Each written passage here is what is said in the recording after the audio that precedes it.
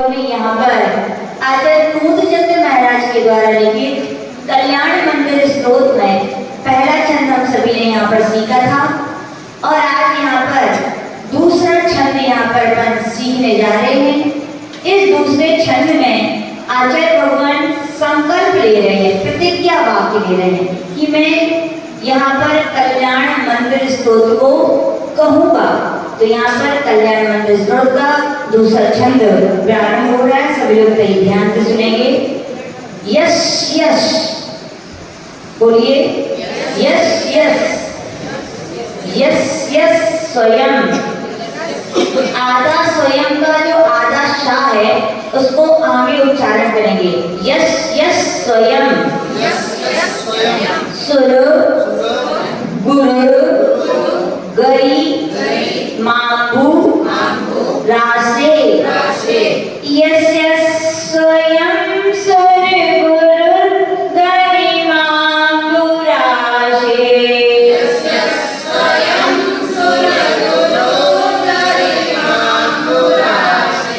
स्तोत्रम सुविस्तृत मतिर न विभुर विधातुम। स्तोत्रम सुविस्तृत मतिर न विभुर विधातुम।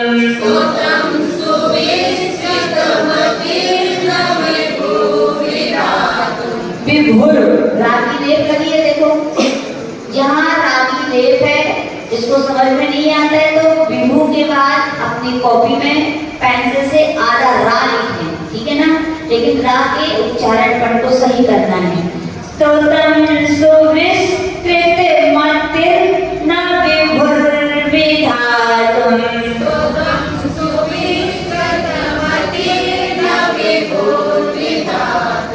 तीर्थेश्वरस्य कमठस्य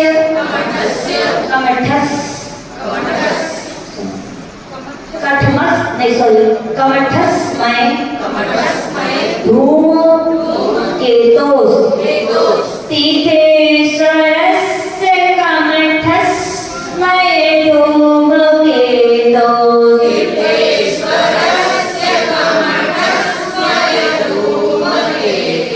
तस्याह मेष किल संस्तवनं करिष्ये।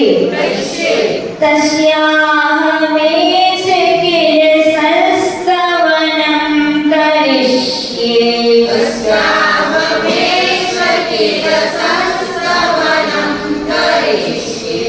यश यश स्वयं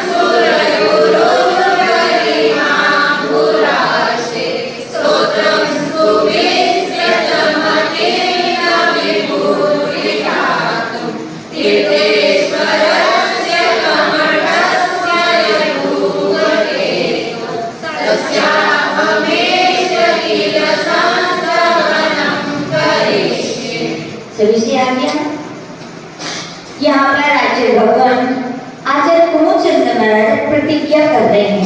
अपने यहाँ पर आगम ग्रंथों में, चाहे आध्यात्मिक ग्रंथ देख ले चाहे आगम ग्रंथ, हर जगह उनके लेखक आचार्य प्रतिज्ञा देते हैं कि मैं इस बात को ऐसा कहूँगा।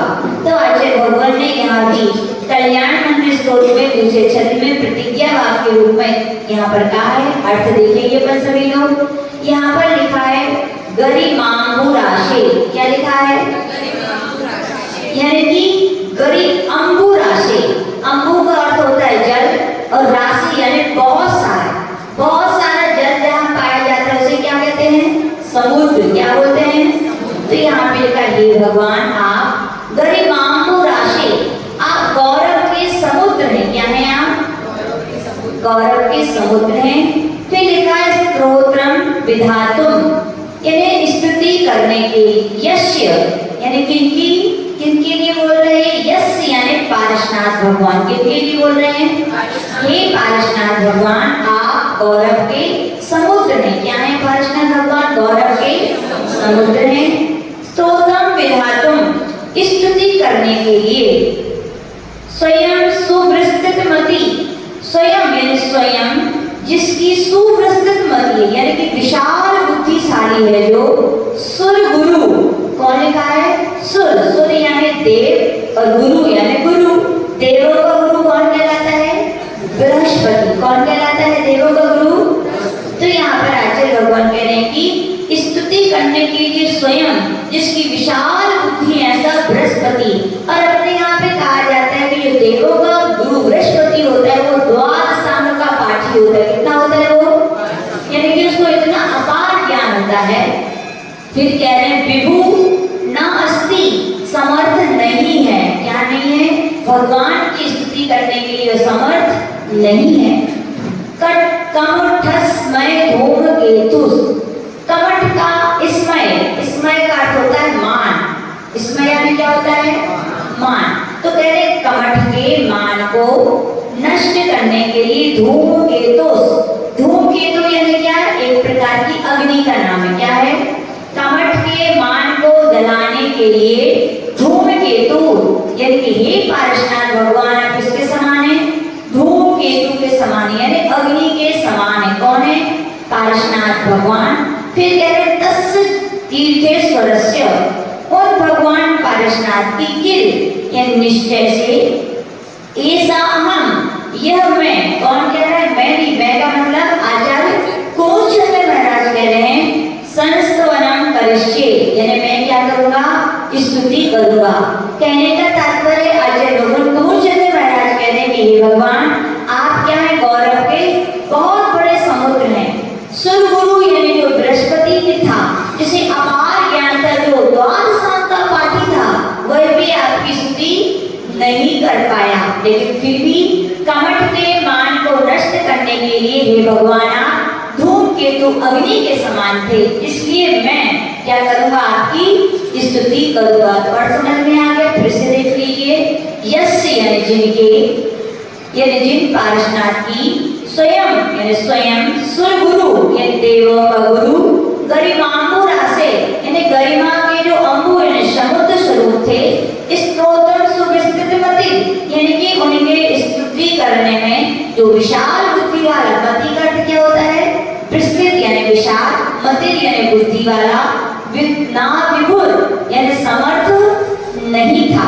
विधातु कहने में तीर्थेश्वर से, ऐसे पारसनाथ भगवान कमठ स्मय, कमठ के मान को नष्ट करने के लिए धूमकेतु यानी अग्नि के समान थे।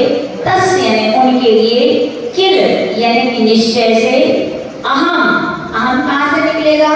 तस्या लिखा है, वहां का आ निकलेगा, हा निकलेगा और में से मा निकलेगा। तो अहम यानी मैं, एस यानी कि यह, संस्करण करिष्ये यानी मैं क्या करूंगा? संस्करण करूंगा। ऐसा यहाँ पर आचार्य कुमुदचंद्र महाराज ने क्या किए? प्रतिज्ञा की है। तो यहाँ पे भगवान का विशेषण पहला क्या है? भगवान किसके समान है? गौरव के समुद्र। दूसरा विशेषण क्या दिया है? कि आप कमठ के मान को नष्ट करने के लिए किसके समान है? अग्नि के समान है। और आपकी स्तुति सुर गुरु यानी बृहस्पति भी करने में समर्थ नहीं था, फिर भी मैं क्या करूंगा? आपकी स्तुति यहाँ पर करूंगा। तो समझ में आया? पहला विशेषण क्या है यहाँ पर? फिर दूसरा विशेषण क्या है? कमठ के मान को नष्ट करने वाले। तीसरा विशेषण क्या है? कि आप इतने बड़े गौरव महिमा वाले हैं कि देवों का गुरु भी आपकी महिमा को कहने में समर्थ नहीं था, फिर भी मैं क्या करूंगा? आपकी स्तुति यहाँ पर करूंगा। समझ में आया? एक बार फिर से देख लीजिए। यहाँ पर आचार्य कुमुदचंद्र महाराज कहने के लिए भगवान, आप गरिमा के बहुत बड़े समुद्र हैं। इतने बड़े समुद्र हैं कि सुर गुरु यानी कि बृहस्पति भी आपकी महिमा को गा नहीं सकता, फिर भी आप कमठ के मान को नष्ट करने के लिए अग्नि के समान थे, इसलिए मैं आपकी क्या करूंगा? यहाँ पर स्तुति करूंगा। समझ में आ गया? कौन बोल सकता है अर्थ? हाँ सुनाइए।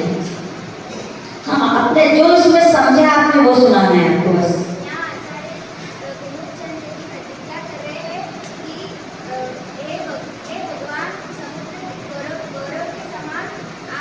गौरव के आप विशाल समुद्र हैं। आपकी स्तुति देवता का गुरु बृहस्पति भी करने में सक्षम नहीं है, तो फिर भी आप कमर के मान को भस्म करने के लिए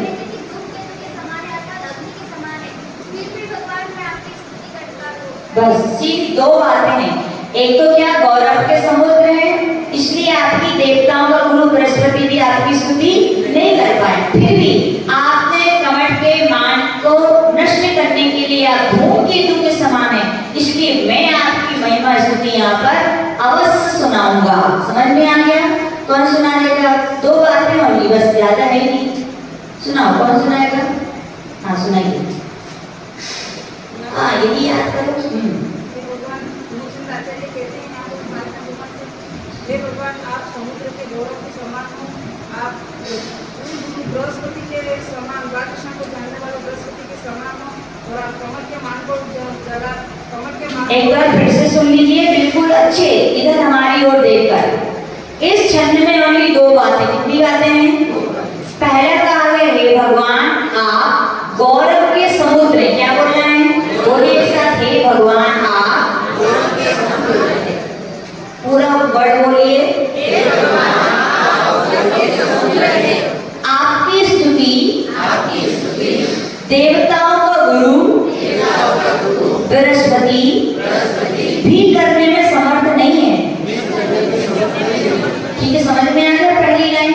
दूसरी लाइन बोल रहे हे भगवान आप में, या हे भगवान आप कमठ के मान को नष्ट करने के लिए धूमकेतु के समान है, इसलिए मैं आपकी स्तुति करूंगा।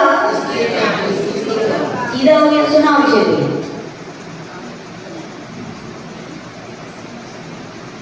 हे भगवान आप देवताओं गौरव के समुद्र हैं। आपकी स्तुति देवताओं के गुरु बृहस्पति भी करने में असमर्थ है।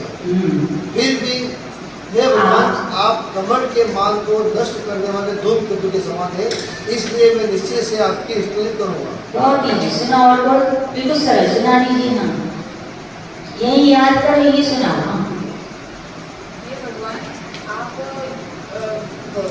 नाम याद कर लो, किसी गौरव नाम हो किसी का। आप गौरव का समुद्र है। ये भगवान आप गौरव का समुद्र है, और आप है ना कमर के मान अग्नि के समान है। और आँख बंद करो सब लोग, आँख बंद करो, हाथ जोड़ो। अब जो हम बोले बिल्कुल अच्छे मन से सुनना। एक बार आँख बंद करो, पुस्तक किसी को नहीं दी। ऐसे समझो कि हम पार्शनाथ भगवान के सामने है। हे भगवान आप गौरव के समुद्र हैं। आपकी स्तुति सुर यानी देवों का गुरु बृहस्पति भी करने में समर्थ नहीं है। फिर भी आप कमठ के मान को नष्ट करने के लिए अग्नि यानी धूमकेतु के समान है, इसलिए मैं आपकी निश्चय से स्तुति करूंगा। अब कौन सुनाएगा? हाँ पीछे सुनाइए।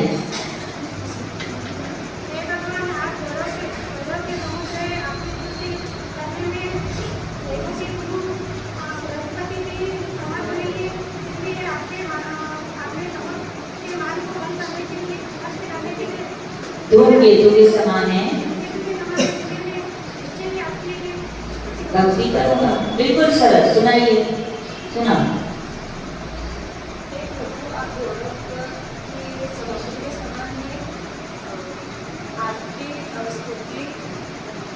बृहस्पति भी देवों के देव बृहस्पति भी नहीं कर सकते, लेकिन फिर भी आप कमर मान को जलाने की भस्म करने के लिए धूमकेतु के समान है, इसलिए मैं आपकी। ठीक समझ में आ गया? हाँ सुनाइए। भगवान आप गौरव का समुद्र है। आप गौरव का नहीं, देखो बड़े है ना तो के। हे भगवान आप गौरव के समुद्र हैं। आप सूर्य के गुरु बृहस्पति भी आपकी भक्ति करने में असमर्थ है। आप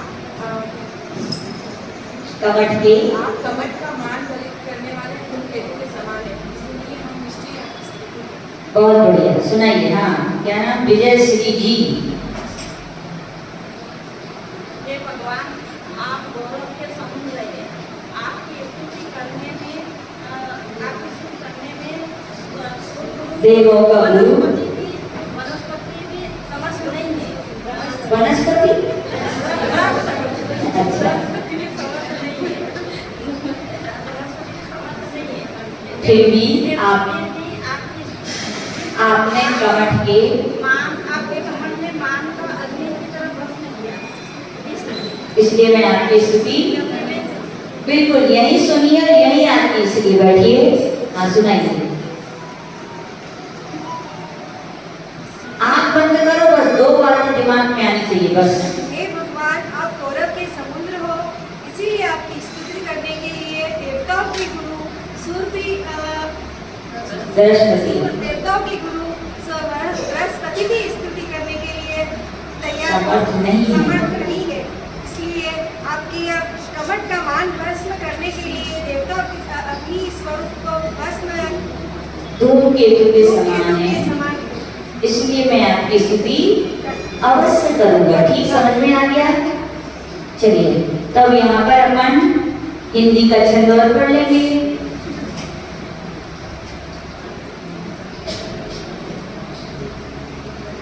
पार्श्वनाथ की गुण गाथा हम सब मिल गाएंगे। पार्श्वनाथ की गुण गाथा हम सब मिल गाएंगे। पार्श्वनाथ की गुण गाथा हम सब मिल गाएंगे। पार्श्वनाथ की गुण गाथा हम सब मिल गाएंगे। प्रभु की भक्ति हो, प्रभु की भक्ति भाव पार लगाए। पार्श्वनाथ की भक्ति हो, प्रभु की भक्ति भाव पार लगाए। पार्श्वनाथ की गुण गाथा हम सब मिल गाएंगे। पार्श्वनाथ की गुण गाथा हम सब मिल गाएंगे। गौरवशाली सागर है, देव गुरु भी गागर है। गौरवशाली सागर है, देव गुरु भी गागर है। गौरवशाली सागर है, देव गुरु भी गागर है। गौरवशाली सागर है, देव गुरु भी गागर है। कह न सके प्रभु गरिमा को, कह न सके गुरु महिमा को। कह न सके प्रभु गरिमा को, कह न सके गुरु महिमा को। कमठ मान के नासन को, धूमकेतु प्रभु ईंधन हो। कमठ मान के नासन को, धूमकेतु प्रभु ईंधन हो। कमठ मान के नासन को, धूमकेतु प्रभु ईंधन हो। कमठ मान के नासन को, धूमकेतु प्रभु ईंधन हो। आश्चर्य है प्रभु भक्ति करें, आश्चर्य है प्रभु भक्ति करें। आश्चर्य है प्रभु भक्ति करें, आश्चर्य है प्रभु भक्ति करें। प्रभु की महिमा ओहो, प्रभु की महिमा। प्रभु की महिमा ओहो, प्रभु की महिमा। प्रभु की महिमा ओहो, प्रभु की महिमा। गुण चंद सुनाए रे। पार्श्वनाथ की गुण गाथा हम सब मिल गाए रे। पार्श्वनाथ की गुण गाथा हम सब मिल गाए रे। तो इस प्रकार से छंद हुआ, छंद का अर्थ हुआ। यहाँ पर आचार्य भगवान अपने यहाँ कल्याण मंत्र स्तोत्र पर बड़ी बड़ी टीकाएं लिखी गई हैं। जैसे भक्तांबर स्तोत्र के पहले छंद की एक एक कहानी आती है, आप लोगों ने सुनी होगी। ऐसे ही कल्याण मंत्र स्तोत्र की भी कहानियां हैं। यहाँ पर आचार्य भगवान कह रहे हैं पहले छंद की और दूसरे छंद की सेम कहानी है। उस कहानी को यहाँ पर हम बताएंगे।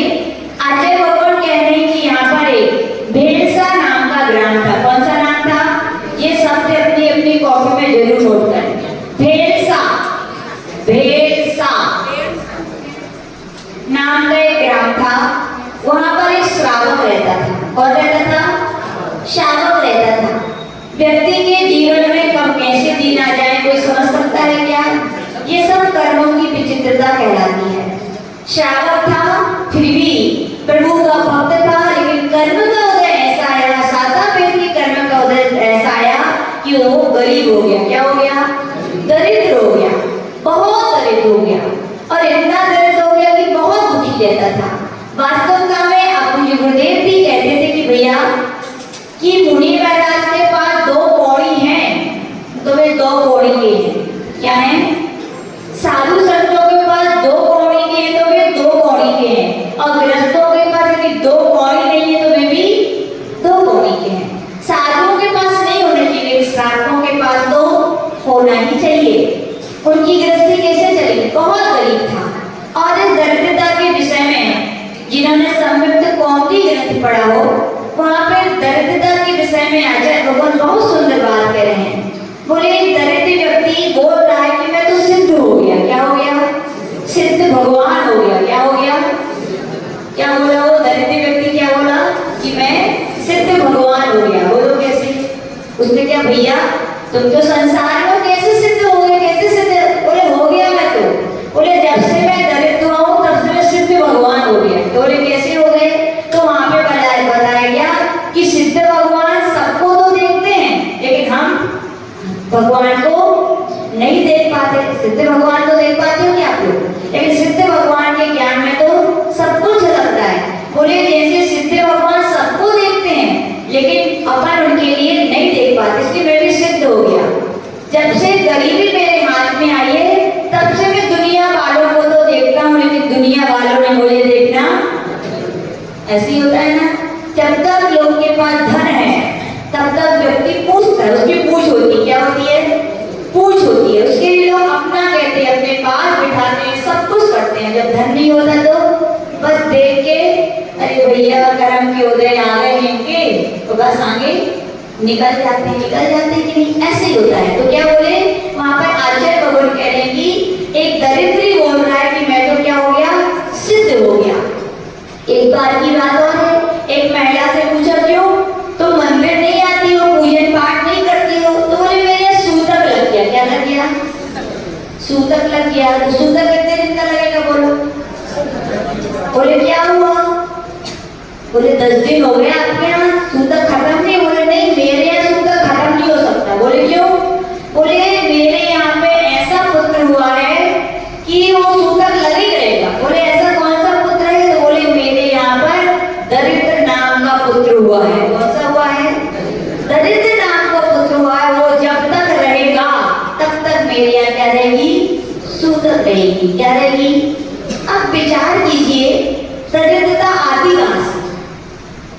क्या कोई आपके यहाँ क्या भगवान क्या आपके लिए पैसा नहीं दे रहे? क्या दूसरों को अमीर बना रहे? क्या दादी भगवान कर रहे क्या ऐसा?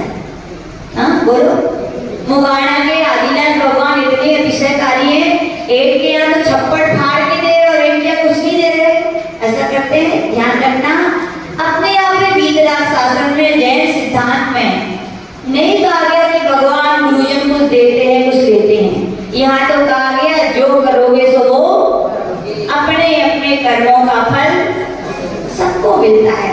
जिसने जैसे बीज बोए हैं वैसे उसको प्राप्त करना पड़ता है। पहले जिसने दान नहीं दिया, पहले जिसने जिनेंद्र भगवान की पूजन नहीं की, पहले जिसने गुरुओं की सेवा नहीं की, तो बताओ धन मिलेगा क्या? धन की देवी कौन है? लक्ष्मी है। कौन है? लक्ष्मी किसकी आराधना करती? आप लक्ष्मी की आराधना करते हो। लक्ष्मी किसकी आराधना करती है? वो तो बोलती है बोले मैं वहां रहूंगी जहाँ धर्म रहेगा। कहाँ रहूंगी मैं? जहाँ पर धर्म है वहां वो रहती है। एक बार की बात है, पूज्य गुरुदेव के पास कहे कि एक भैया जी आए एक महाराज जी के पास। बोले अपनी बताया कि मैं बहुत गरीब हूँ, मुझे कुछ समाज से सहायता करवा दीजिए। तो महाराज जी बोले ये काम तो पूज्य गुरुदेव से बोलना पड़ेगा। बोले समाज से क्या? बोले हमारे गुरुदेव ही इतने महान है, वो आशीर्वाद दे देंगे तो क्या हो जाएगा? तुम्हारा काम बन जाएगा। तो पूज्य गुरुदेव के पास वो ले गए महाराज जी और ये बहुत गरीब हैं, इनकी परिस्थिति अच्छी नहीं है, आप ऐसा आशीर्वाद दो ये धनपति बन जाए। क्या बन जाए? तो आयुषी बोले भैया मैं तो उपाय बता सकता हूँ लेकिन ये करेंगे नहीं। बोले क्या बोले? मैं उपाय तो बता सकता हूँ लेकिन ये करेंगे नहीं, ये मेरी मानेंगे नहीं। बोले नहीं गुरुदेव आप तो कहिए मैं आपकी मानूंगा। तो गुरुदेव ने कहा भैया एक काम करो, दान देना शुरू कर दो। क्या बोले? तो महाराज जी तो हंस पड़े, बोले दान खाने को तो पैसा नहीं है बोले, और आप कह रहे दान करो। तो आशीष बोले देखो मैंने पहले कहा मैं कहूँगा तुम्हें माननी है नहीं है, मानोगे तो मैं कहूँ, मैंने पहले कहा। तो गुरुदेव आप बताइए कि जब पैसे नहीं है तो दान किसका करें? तो पूज्य गुरुदेव बोले दान का मतलब ये नहीं कि लाख हो करोड़ हो तभी दान होता है। दान का मतलब है आपके घर में जी एक रोटी है, कितनी रोटी है? तो क्या करो उसके 4 विभाग कर दो, और एक विभाग क्या करो उसको, क्या करो उसको दान दे दो। क्या करो? दान दे दो। वो बात बिल्कुल सत्य है। यूं कहा जाता है कि कोई आपकी गरीबी देख करके बहुत सारा पैसा दे सकता है, क्या दे सकता है, लेकिन याद रखना आपके जो पाप कर्म का उदय चल रहा है वो बदल सकता है क्या?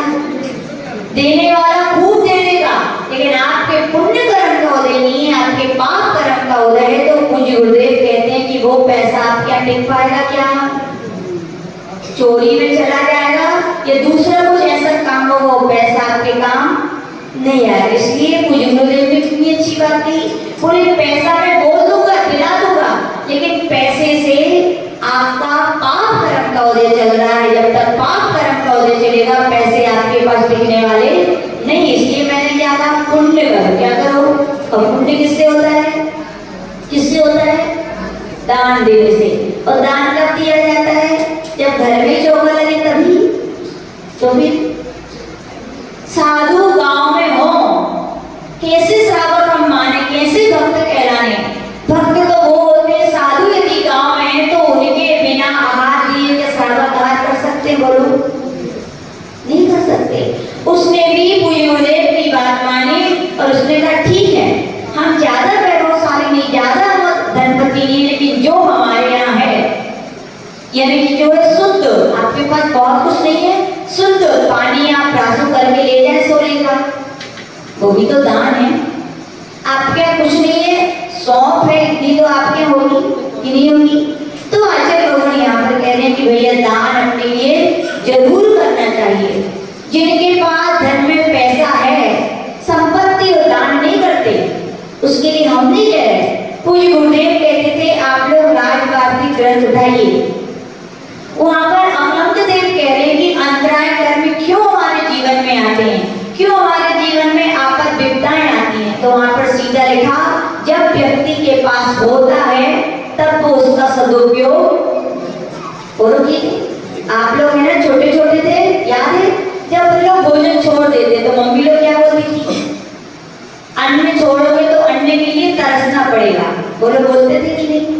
तरसना पड़ेगा। बिल्कुल बात सत्य है, ये सिद्धांत की बात है कि आप वर्तमान में आपके पास धन है, पैसा है, अनाज है और आप दान नहीं कर पा रहे हो तो आपके लिए भी आगे क्या होगा?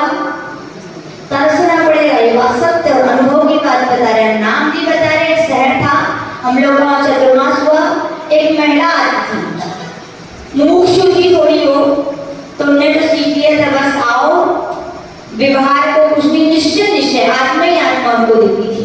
बहुत बड़े आदमी थे, रईस थे, लेकिन चौका लगाने के लिए वो पीछे, भगवान की पूजन का नंबर आता था तो चावल भी नहीं चढ़ने, कुछ नहीं। तो क्या हुआ, हमने अपने लिए बहुत समझाया कि भैया श्रावक गृहस्थ हैं, गृहस्थ की शोभा दान और पूजन से ही होती है। गृहस्थ वही है रोज दान करे और रोज पूजन करे। लेकिन वो बोलती थी नहीं माता जी, आत्मा के स्वरूप की प्राप्ति आत्मा के स्मरण से आती है। तो हमने उनको बहुत समझाया आत्मा का स्मरण जब भी होगा जब मुनि महाराज बनोगे, और मुनि महाराज को होगा तो शुद्धोपयोग की साधना में लीन होंगे। बाकी जब तक आप ग्रस्त हो, जब तक आप आपके पास धन दौलत है, उसको क्या करना चाहिए? आपको दान करना चाहिए, उससे पूजन करनी चाहिए, विधान करनी चाहिए। लेकिन उन्होंने नहीं सुनी और हम लोग का विवाह हुआ कुछ ही दिन नहीं हुए, उनके यहाँ कौन से पाप कर्म का उदय है, छापा पड़ गया उनके यहाँ। क्या पड़ गया? रोड पर आ गए। और इतने आ गए कि इतने बड़े घराने की उनकी बहू को, बच्चों को छोटे छोटे डांस करने सिखाना पड़ा। कैसे दिन आए हम लोग को मालूम चला, तो हम लोग ने यही कहा भैया हम नहीं कह रहे, आचरण अकलम के देव ने कहा है धन है तो उसका क्या करो, सदुपयोग करो। धन के सदुपयोग यही है, क्या करो, दान करो। क्या करो? कंजूसी बना अच्छा है क्या? आप लोग क्या मुगाड़ा न करें, क्या है? या तो आप लोग यहाँ पर फल फूल सब चढ़ते हैं कि नहीं? लेकिन बताओ कितने रोज फल चढ़ाते हो? पेट में तो सारी सब्जियां चाहिए, सारे फल चाहिए अच्छे अच्छे चढ़ने के लिए। भगवान के लिए कितने चढ़ाते बोलो? बोलो कितने लोग फल चढ़ा पाते हुए? याद रखना, चढ़ते हैं तो चढ़ा लो भैया। और धन आज है, पता नहीं कल की क्या मालूम। क्या करना चाहिए? दान देना चाहिए, आहार देना चाहिए, भगवान को चढ़ाना चाहिए। तो वहां पर उन आंटी को समझाया कि भैया जब आपके पास था तब आपने उसका सदुपयोग नहीं किया, इसलिए आज वो आपके हाथ से चला गया। अंतराय कर में आपको पड़ा कि आपके धन दौलत चली गई। जब हम लोगों का दोबारा जब वहां पर हम लोग गए तो सबसे पहला चौके तो बहुत सारे लगे थे, कि सबसे पहला चौका मालूम किसका लगा? किसका लगा? उन्हीं का। तो खुशी हुई जब जागे तभी सवेरा। तो कहने का तात्पर्य, आप गरीब है इसका मतलब है आपने पहले पूजन दान नहीं किया, और अभी भी कंजूस यही में रखते जाओ, जोड़ते जाओ, जोड़ते जाओ, अमीर हो जाओगे। जोड़ने से याद रखना कोई कभी अमीर नहीं बना। जो जितना निकालता है, जितना दान करता है, उसका क्या होता है? सब बढ़ता है। तो ध्यान रखिए। तो ऐसा अपने आचार्य भगवान को ने कहा भैया धन वैभव मिला है, हेमलता जी जोड़ने के लिए नहीं मिला, इसके लिए मिला है दान कर, खूब कर लो भगवान की पूजन। देखो कोई कोई अच्छी अच्छी तरफ से पूजन करता है तो देखते हुए अच्छा लगता है कि नहीं? जब देखते हुए अच्छा लगता है तो स्वयं करोगे तो कितने भाव निर्मल होंगे। और याद रखना, धर्म का नाम यही है, मन निर्मल हो, मन प्रसन्न हो। इससे जो पुण्य असर होता है उससे अन्य कार्यों में नहीं होता। तो क्या करना चाहिए? धन मिला है तो क्या करो, खूब भगवान की पूजन कर लो। मत सोचो कल क्या होगा। अरे कल यदि पाप कर्म का उदय आ गया तो आज का जमाया हुआ भी सब चला जाएगा। और यदि आज दान कर दिया तो क्या हो गया? वो खराब हो गया। क्या दान किया तो क्या होगा? रिजर्व हो गया। क्या हो गया? आपके बैंक कितना वो देते होंगे, डिस्काउंट काट के, क्या क्या तो नहीं समझते सब बातें, कितना देते होंगे। लेकिन धर्म का बैंक इतना बड़ा है जो इस भाव में देगा तो देगा, कई भाव में ब्याज सहित देगा, चक्रवर्ती ब्याज से भी ज्यादा देगा। इसलिए क्या करना चाहिए? अपन को दान देना चाहिए। तो आचार्य भगवान कह रहे वो बहुत गरीब व्यक्ति था, और जब देखो भगवान को गिड़गिड़ाता रहता था, भगवान मुझे अमीर कर दो, मुझे धन दे दो। बताओ भगवान दे पाएंगे क्या? हमने बताया था ना, जिसके पास जो होता है वो वही देता है। भगवान के पास धन दौलत है क्या? बोलो। वो तो भैया सब छोड़ के आप बनियों को दे गए पहले ही। अब क्या उनके पास तो कुछ है ही नहीं, है ना? तो भगवान के सामने वो रोता था, गिड़गिड़ाता था। एक दिन अचानक क्या हुआ, एक मुनि महाराज वहां पधारे, और मुनि महाराज तो दया करुणा की मूर्ति होते हैं। उन्होंने व्यक्ति को बोला भैया सुनो, भगवान के पास धन दौलत क्या मांगते हो? ये तो फुटकर दुकान नहीं है, तो होलसेल है। बोले क्या है? यहाँ थोड़ा मोड़ा सुख नहीं मिलता, यहाँ तो अनंत सुख मिलता है। क्या मिलता है? थोक की दुकान पे आके तुम थोड़ी थोड़ी चीजें मांगते हो। बोले यहाँ नहीं मांगना चाहिए तुम्हें। तो वहां पर उन्होंने समझाया कि देखो तुम्हारे पाप कर्म का उदय चल रहा है, कोई तुम्हें धन दौलत दे भी देगा तो भी टिकने वाली नहीं है। जब पाप कर्म का उदय आता है तो सबसे बड़ा अच्छा काम है कि समता रखो। क्या रखो? और मंदिर जाओ कि नहीं जाओ, कि टेंशन में घर बैठे रहो। ज्यादातर देखते हैं जब घर में आपत्ति विपत्ति आती तो अपन क्या करते हैं? बहुत की पूजन अब नहीं करनी। क्या मिला? खूब दिया दान, क्या मिला? बताओ सही है क्या आपने ये भाषा बोलना? बोलो।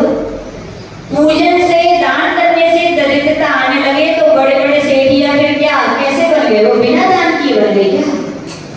ये आपका ज्ञान नहीं, ये आपका क्या बोल रहा है? अज्ञान बोल रहा है। याद रखना, पूजन आपने कब की? जब दरिद्रता के दिन आ गए। आपने पहले की होती तो दरिद्रता आती नहीं। और याद रखना, आज दरिद्रता है और आप पूजन कर रहे हो तो क्या आज ही पेड़ लगाया कि आज ही फल आ जाते भैया? बोलो। आम के पेड़ भी लगाते हो तो बोलते 5, 6, 10 साल बाद फल आते एक पेड़ में। और आप इतने स्मार्ट, तुरंत हमें अब भी पूजन की और अब भी यही रत्न बरस जाए। हो सकता है कैसे? ऐसा पेड़ कोई मुहाड़ा में भी नहीं होगा कि तुरंत लगाओ तुरंत। तो ये अपन को सिद्धांत का ज्ञान होना चाहिए कि हमारे जो पाप कर्म की वजह से हम आज गरीब हैं, तो पूजन दान करने से नहीं। किससे? पहले हमने दान पूजन नहीं किया इसलिए आज हम गरीब हैं। लेकिन आज हम पूजन दान करना बंद कर दें क्या? कर दो। आज रो रहे हो तो आगे भी रोगे। सबसे बढ़िया तरीका जितना है अपन को उतना दान करना चाहिए, लेकिन दान करना कभी बंद नहीं करना चाहिए। और साधु संत मिल जाएं। पूज्य अर्जन विमल बाबा बोलते थे कि श्रावक पाव भर में मोक्ष मिलता है। क्या मिलता है? श्रावकों को पाव भर आटे में मोक्ष मिलता है। कितने में? कितना देते हो? बताओ, दान में कितना कितना माता जी महाराज जी देते हैं? बोलो। पाव और आटे की तो रोटी बनती होगी 4-5 और एक गिलास भी रख दिया और मान लो वे साक्षात तीर्थंकर हुए तो कहा जाता है साक्षात तीर्थंकर को जो दान देता है वो एक तो भौमी मोक्ष चला जाता है। क्या चला जाता है? कोई रिद्धिधारी मुनि महाराज मोक्षगामी है तो तुरंत उसका मोक्ष होता है। तो क्या पाव भर आटे में क्या मिलता है? मोक्ष मिलता है भैया। और याद रखो, जिस पाव भर आटे से मोक्ष मिलता है तो क्या आपको 2 रोटियां नहीं मिलेगी?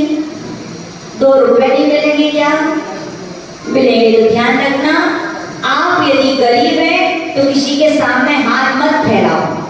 आप तो जिन्हें भगवान के वंशज हैं, जहाँ लेना नहीं, क्या सीखा है? देना सीखा है। क्या करो? कम है, जितना पैसा है, जितना धन है, उसमें क्या करो? दान करो। अपने पुण्य के बैलेंस को क्या करो? बढ़ाओ। तो ऐसा वो मुनि महाराज ने उनके लिए समझाया, भैया पाप कर्म का उदय आज चलता है, संकलेश का करने की आवश्यकता नहीं है। तो धर्म ध्यान करो। क्या करो? धर्म ध्यान करो। और मुनि महाराज ने उससे कहा कि भैया धैर्य रखो, भगवान के प्रति श्रद्धा भक्ति रखो। और वो मुनि महाराज ने एक मंत्र दिया। क्या दिया? वो मंत्र था ओम नमो भगवते अभीप्सित कार्य सिद्धि गुरु गुरु स्वाहा। और उन्होंने इसके लिए कहा कि भैया तुम लाल वस्त्र पहनकर लाल रंग की माला से पूर्व दिशा की ओर मुख करके लाल कलर के आसन पर बैठकर सामने कलश रखना और यंत्र की स्थापना करना, दीपक और धूप जलाकर जाप करना। कैसे करना? ऐसी जाप करना। कितनी? किस समय? तो कह रहे सुबह सूर्य होने की बेला में, यानी प्रातः काल की बेला में आप, और 60 दिन तक करना। कितने दिन तक करना? 60 दिन तक रोज 10 माला फेरनी। कितनी माला फेरनी है? 10। और इन 60 दिनों तक संयम का पालन करना है, ब्रह्मचर्य व्रत का आपको क्या करना है? पालन करना है। और मंत्र जाप करते समय धूप आपको जरूर खींचनी है। ऐसे मुनि महाराज ने उसके लिए कल्याण मंदिर इसके स्त्रोत के पहले और दूसरे काव्य का रिद्धि मंत्र का कि रिद्धि मंत्र की भी आपको रोज माला फेरनी है। उसको फेरने से क्या होगा? आपकी दरिद्रता दूर हो जाएगी। क्या दूर हो जाएगी? तब ये बताओ, दरिद्रता दूर हुई तो क्या मुनि महाराज ने दूर कर दी क्या? बोलो। उस मंत्र ने दूर कर दी क्या? कैसे दूर हुई? बोलो। याद रखना, मैना सुंदरी ने सिद्ध चक्र विधान किया तो क्या सिद्ध भगवान ने कुष्ठ रोग दूर किया क्या? याद रखना, हमारे जब पाप कर्म का उदय चलता है, हमारा पाप कर्म का बैलेंस ज्यादा हो जाता है, तो क्या कीजिए? पुण्य कर्म को बढ़ाइए। और पुण्य बढ़ेगा तो पाप ऑटोमेटिक क्या होगा? कम होगा। पाप ऑटोमेटिक जब कम होगा तो पुण्य कर्म का उदय आ जाएगा। और पुण्य कर्म का उदय आ जाएगा तो कष्ट क्या हो जाएंगे? हमारे दूर हो जाएंगे। तो याद रखना, मैना सुंदरी ने सिद्ध चक्र विधान किया तो सिद्ध चक्र विधान ने या सिद्ध भगवान ने श्रीपाल के कुछ रोग को दूर नहीं किया, बल्कि उसने 8 दिन जो उसके परिणाम पहले पाप की हो जा रहे थे, अशुभ की हो जा रहे थे, वो क्या हुआ? सारे सिद्ध सिद्ध भगवान की भक्ति में लग गए। और सिद्ध भगवान की भक्ति करने से पाप कर्म की क्या होती है? निर्जरा। और पुण्य कर्म का क्या होता है? आश्रव। पाप कर्म का फल कम हो गया और पुण्य कर्म का फल भारी हो गया। जब पुण्य कर्म आता है तो आपदाएं विपदाएं क्या हो जाती है? अपने आप नष्ट हो जाते। ध्यान रखना, खाली मंत्र जाप से कुछ नहीं होता।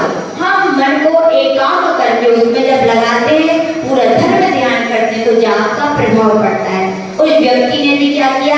मंत्र जाप करना प्रारंभ किया और पहले दिन था वो इतनी श्रद्धा भक्ति और एकाग्रता से जैसा मुनि महाराज ने विधि बताई थी वो उसकी जाप कर रहा था। और जाप पूरी भी नहीं कर पाई उसने 10। और क्या हुए? देवी आके प्रकट हो गई। बिल्कुल सत्य है, जो उसकी जितनी श्रद्धा भक्ति एकाग्रता पूर्वक जाप करते हैं उनके लिए देवी देवता भी तुरंत उनकी सेवा में हाजिर हो जाते हैं।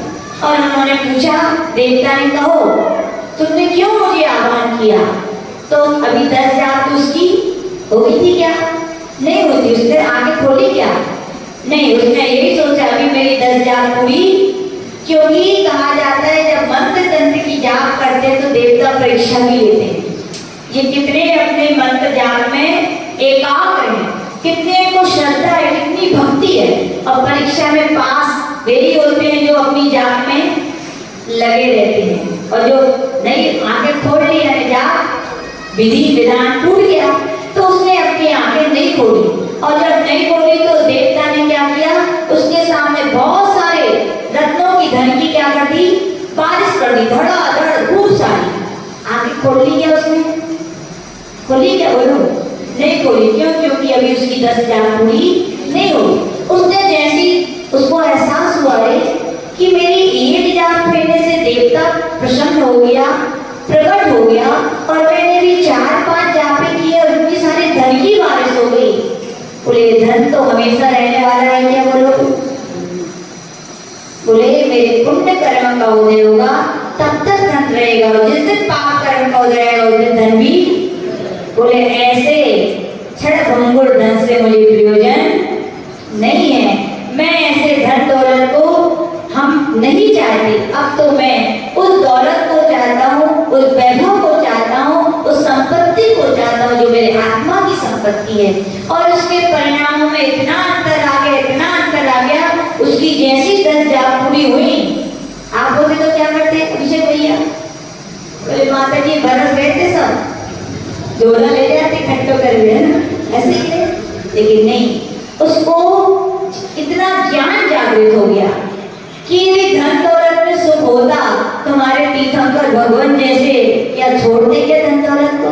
चक्रवर्ती जो सतखंड का क्या वैभव की कमी थी, क्या वो छोड़ता क्या? उसने यही सोचा भैया धन दौलत में सुख शांति नहीं है। धन दौलत आती है तो तृष्णा कम होती है कि बढ़ती है? तृष्णा बढ़ती है। तृष्णा बढ़ती है, सुख बढ़ता है कि कम होता है? एक सोने की चेन आ जाए तो सोने का चैन चला जाता है, सो भी नहीं पाते व्यक्ति उसकी चिंता में। तो उसने यही सोचा भैया कि जिन भगवान की आराधना से धन दौलत मिल सकती है, धन दौलत तो आज है कल नहीं है। मुझे ऐसी दौलत नहीं चाहिए, मुझे तो क्या चाहिए? शाश्वत सुख चाहिए, मुझे तो शाश्वत वैभव चाहिए, मुझे अपनी आत्मा का वैभव चाहिए। वो तुरंत उठता है, धन की ओर तो देखते नहीं है और मुनि महाराज के चरणों में जाता है, हे प्रभु मैंने आपके चरणों के प्रताप से जान लिया कि सच्चा धन, सच्चा सुख और सच्ची शांति है तो गाय मेरी आत्मा में। मुझे धन दौलत नहीं चाहिए, अब तो मुझे आत्मा का सुख चाहिए। इसलिए मुझे क्या करें? आप दीक्षा प्रदान करें। और वो मुनि महाराज से वो दरिद्र व्यक्ति दीक्षा लेता है, साधना करके उसी भाव से उसे क्या हो जाता है? मोक्ष की प्राप्ति हो जाती है। तो इस प्रकार से इस कहानी से अपन को शिक्षा लेनी चाहिए। क्या शिक्षा लेनी चाहिए? कि हम गरीब हैं तो क्यों गरीब हैं? पिताजी ने बड़े भैया को ज्यादा दे दिया, हमें कम दिया, ऐसे ही है ना? माँ ने बड़ी देवरानी बहुत छोटी है, बहुत अच्छी है, चाहती है, सासू माँ उनको सब दे दिया और हमें कुछ नहीं दिया। ये आपकी भाषा सही है क्या? बोलो। कर्म सिद्धांत का जिनको ज्ञान होगा उनके मुंह से कभी ये भाषा नहीं निकलती। वो तो यही कहते मैंने पहले कुछ भी ऐसे कोई नहीं, दान के पूजन की, इसलिए मुझे प्राप्ति नहीं हुई है, लेकिन मैं अब होऊंगा तो मुझे क्या होगी? धन दौलत की प्राप्ति होगी। और याद रखना, धन दौलत भी हमेशा रहने वाली नहीं है। उसका सदुपयोग यही है कि उसका क्या करते जाएं? कर लो भैया पूजन, मिले भगवान, हाथ पैर चल रहे हैं, आज पैसा है, दौलत है, खूब चढ़ा लो तरफ, मत कर लो इतनी कंजूसी है, ठीक है ना? मुगाड़ा वालों, खूब चढ़ाओ द्रव मन भर के, जितना खाओ भी नहीं। हम तो कहेंगे उपवास भली करो तुम, लेकिन द्रव खूब चढ़ाओ। क्या होगा? खूब द्रव चढ़ाओ। देखो उसका अतिशय प्रभाव होता है। साधु संत गांव में है और अपन हाथ ना दे पाए, अच्छा है कि बुरा है? बोलो, भाव होते कि नहीं होते? विश्वास के भाव होते कि हाथ दिया एक गिलास,